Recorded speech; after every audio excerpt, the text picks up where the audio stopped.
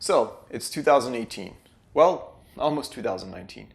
And you're looking into upgrading your GPU to a new one or a slight refresh to something that can handle all those games you bought on the last Steam sale. Luckily, GPU prices have come back down to earth after mooning to insane prices during the crypto mining craze earlier this year. This is thanks to all the miners that have pulled the plug on their basement operations and the massive overstock of GPUs produced by Team Red and Team Green. We're now seeing greatly reduced GPU prices, some of the lowest we've seen for a long time. Not to mention the used GPU market.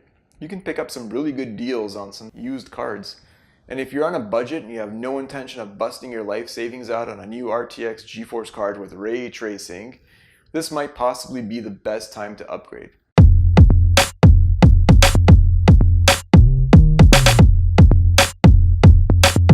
So, what are we seeing out there?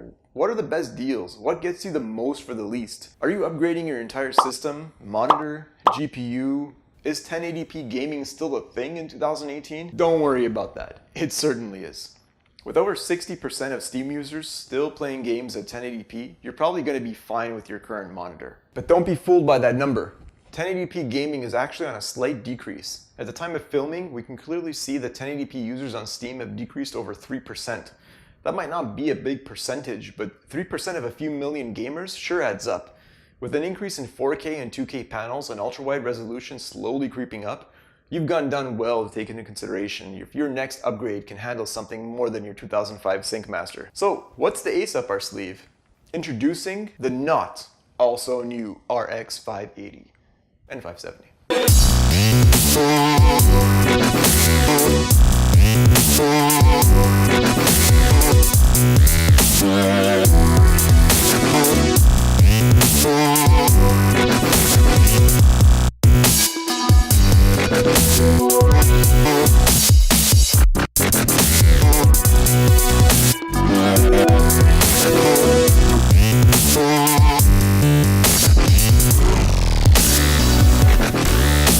Released back in April of 2017 is a refresh of the 400 series. The mid-range Polaris cards, RX 580 and 570 hit the market and were available to consumers in either 8GB or 4GB GDDR5 versions. The predecessor to the RX 400 series, featuring GPUs based on the Polaris 11 and Polaris 12 14nm architecture. Using the same microarchitecture and instruction set as the 400 series, however sporting some minor improvements that were made in the manufacturing process to enable higher clock rates. Both the 580 and 570 have a 256-bit memory bus interface, while the 580 holds a 256GB bandwidth and the 570 with a 225GB.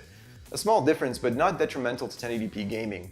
The 580 has been flaunted as a 1440p card and even 4K potential with most of the bells and whistles turned down. Base core clock speeds of the 570 range from 1168 to 1244, and the 580 ranging from 1257 MHz to 1340. These will differ with each AIB version and type of cooler that was used on the card, effectively giving you a higher or lower overclocking range, less if it's a reference card. Speaking of overclocking, the power draw from the 570 is around 150 watts and the 580 at 185 at base clock. Although these cards draw relatively low wattage, it's still important to take power consumption into consideration. Make sure your PSU can handle it and any other overclocking you've got going on in your system. For that, you can actually visit many sites that let you enter all your components in for a total power draw of your system. It will also include what size PSU to use for your system, so I'll drop a link down below for that. Our RX 580 and 570 test cards were donated to us by a local ex-crypto miner that goes by the name of Misobroke. When we tested the cards, we made sure to compare them to other benchmark 570s and 580s. This way we could rule out any damage or performance loss due to their history. The results were right in line with other benchmarks. Everything from our tests showed that the cards were performing flawlessly without any hiccups or performance issues. All our testing was done at 1080p, 1440p, and 3440 by 1440 for you ultra-wide master racers. Graphics settings were set to ultra and very high on one title. We also disabled VSync. The reason we're running the benchmarks at Ultra is so you can see the worst case scenario of the cards, and then start tweaking your settings down for improved performance. Both our cards are the 8GB versions, and for shits and giggles we tossed in a GTX 1060 6GB version to compare the results with. We tested these cards on a few popular titles, showing the minimum and maximum frame rates produced. Our test rig is an X299 build with an Intel 7800X 6-core 12-thread processor at 4.5 GHz with 16 GB of DDR4 RAM and 3733 clocked memory, mounted on an Asus TUF Mark 1 motherboard. So without further ado, here are the benchmark results.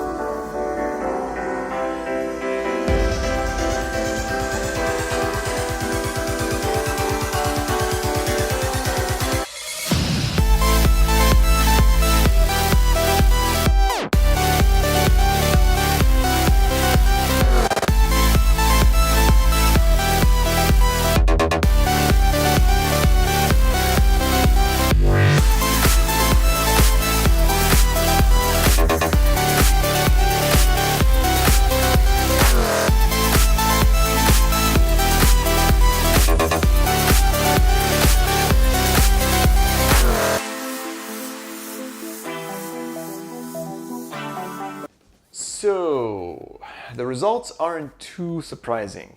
The RX 570 showed the lowest results when benchmarked at 2K and ultra-wide 2K, and the 580 didn't really have that much of a lead.